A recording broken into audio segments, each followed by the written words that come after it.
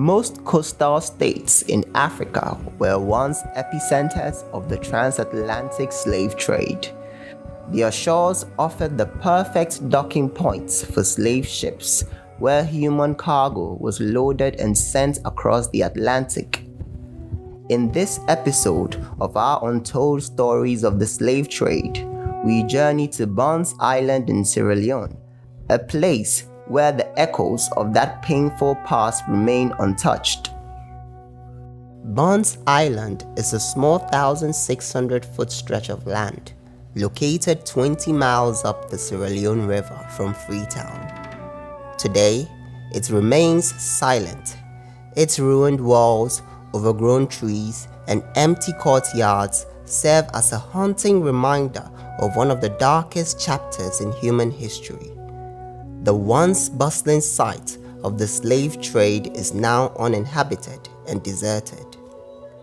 Founded in 1670, Bunce Island became one of West Africa's most lucrative slave trading posts. At first, it was managed by the Gambia adventurers and later by the Royal African Company of England, both British firms. By the mid-1700s, private London firms turned it into a hub, sending tens of thousands of Africans into slavery in the Americas. The island's strategic position and access to skilled captives made it a prize for competing European traders. From its shores, enslaved men, women, and children were forced into ships bound for rice plantations in South Carolina and Georgia, where their farming knowledge was highly prized. In slave auctions in Charleston, formerly Charlestown, and Savannah, the names Rice Coast, Sierra Leone, and Bunce Island were stamped as guarantees of skill. The buyers preferred slaves from this part of the world. It is worth noting that the slave merchants then referred to the entire West African coast as the Rice Coast. This was in reference to the region's rice cultivation experience. In the 1700s, when South Carolina became one of the wealthiest states, its economy was overwhelmingly based on rice cultivation. Rice farmers here, therefore, preferred using slaves who had rice cultivation skills and experience. It was for this reason that rice planters in the states of South Carolina and Georgia, who were willing to pay high prices for Africans with rice planting backgrounds, such as those from Bunce Island. Bunce Island's facilities once included merchants' quarters, a gunpowder magazine, a cookhouse, an office tower, and a slave yard where captives were confined before embarkation.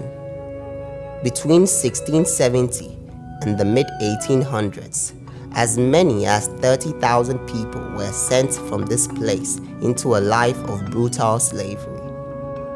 Unlike Elmina Castle in Ghana or Gorée Island in Senegal, Bunce Island was never re-inhabited after the slave trade ended in the early 1800s.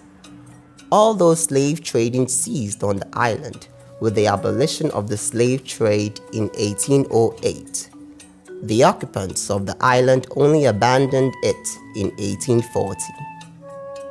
Bunce Island was declared a national monument in 1948. Its ruins remain largely untouched.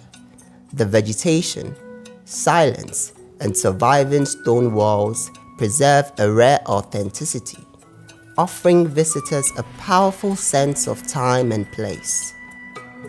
Today, Bunce Island stands not just as a historical site, but as a cultural monument to the suffering, resilience, and forced displacement of Africans.